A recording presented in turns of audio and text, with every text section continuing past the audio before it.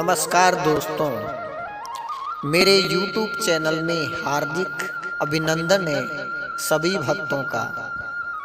धन्यवाद।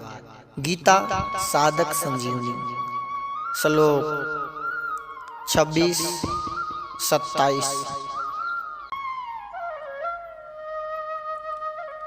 उसके बाद पृथानंद अर्जुन ने उन दोनों ही सेनाओं में स्थित पिताओं को, पितामहों को, आचार्यों को, मामाओं को, भाइयों को, पुत्रों को, पौत्रों को तथा मित्रों को, ससुरों को और सुहृदों को भी देखा। व्याख्या है, जब भगवान ने अर्जुन से कहा कि रणभूमि में इकट्ठे हुए कुरुवंशियों को देख, तब अर्जुन की दृष्टि दोनों सेनाओं में स्थित अपने कुटुंबियों पर गई। उन्होंने देखा कि उन सेनाओं में युद्ध के लिए अपने अपने स्थान पर भूरिश्रवा आदि पिता के भाई खड़े हैं, जो कि मेरे लिए पिता के समान हैं। भीष्म, सोमदत्त आदि पितामह खड़े हैं। द्रोण, कृप आदि आचार्य, विद्या पढ़ाने वाले और कुलगुरु खड़े हैं। पुरोहित, कुंती, भोज, शल्य, सुकुन्नी आदि मामा खड़े हैं। भीम, दुर्योधन आदि भाई खड़े हैं। अभिमन्यु, घटोत्कच, लक्ष्मण, दुर्योधन का पुत्र आदि मेरे और मेरे भाइयों के पुत्र खड़े हैं। लक्ष्मण आदि के पुत्र खड़े हैं, जो कि मेरे पुत्र हैं। दुर्योधन के अश्वत्थामा आदि मित्र खड़े हैं और ऐसे ही अपने पक्ष में मित्र भी खड़े हैं। द्रुपद, सभ्य आदि ससुर खड़े हैं। बिना किसी हेतु के अपने अपने पक्ष का हित चाहने वाले सत्यायिक कृतवर्मा आदि सैद भी खड़े हैं।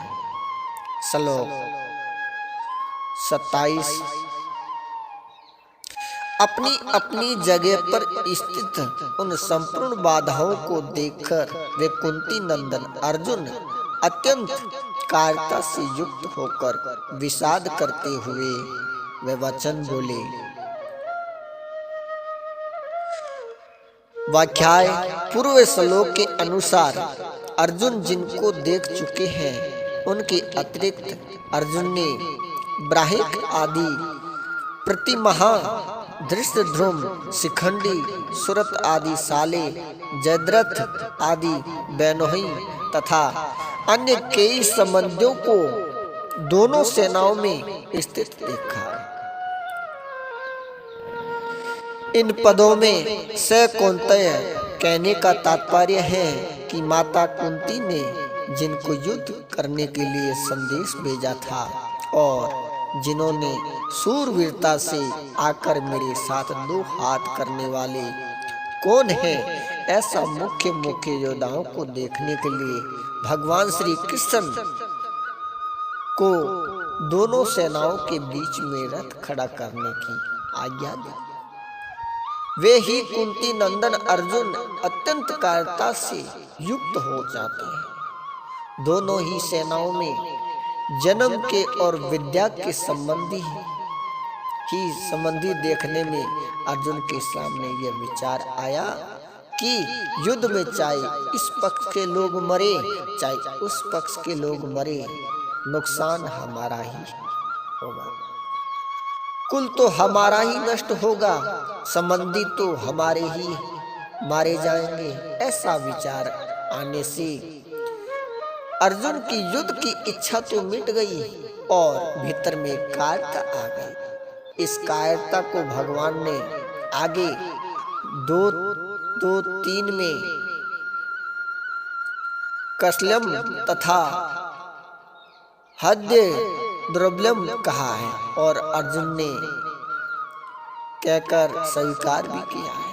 अर्जुन कायरता से अविष्ट हुए, कृत्यविष्ट। इससे सिद्ध होता है कि यह कायरता पहले नहीं थी, प्रत्युत अभी आई। अतः ये आगंतुक दोष है, आगंतुक होने से ये ठहरेगा नहीं, परंतु सूरवीरता अर्जुन में स्वाभाविक है, अतः वह तो रहेगी ही। अत्यंत कायरता क्या है? बिना किसी कारण निंदा, तिरस्कार, अपमान करने वाले, दुख देने वाले, वैर भाव रखने वाले, नाश करने वाले, चेष्टा करने वाले, दुर्योधन, दुःशासन, शकुनी आदि को अपने सामने युद्ध करने के लिए खड़े देखकर भी उनको मारने का विचार न होना, उनका नाश करने का उद्योग न करना, यह अत्यंत कायरता रूप दोष है। यहाँ अर्जुन को कायरता रूप दोष ने ऐसा घेर लिया है कि जो अर्जुन आदि की अनिष्ट चाहने वाले और समय समय पर अनिष्ट करने का उद्योग करने वाले उन अधर्मियों, पापियों पर भी अर्जुन को करुणा आ गई। गीता 1:34 और 46। और वे शत्रुओं के करते रूप अपने धर्म में च्युत हो रहे हैं।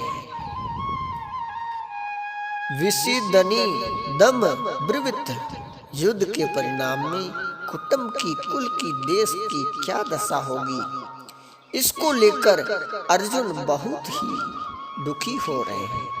और अवस्था में वे वचन, उस अवस्था में वे ये वचन बोलते हैं जिसका वर्णन आगे के श्लोक में किया गया है। बोलिए कृष्णचंद्र भगवान की जय। धन्यवाद।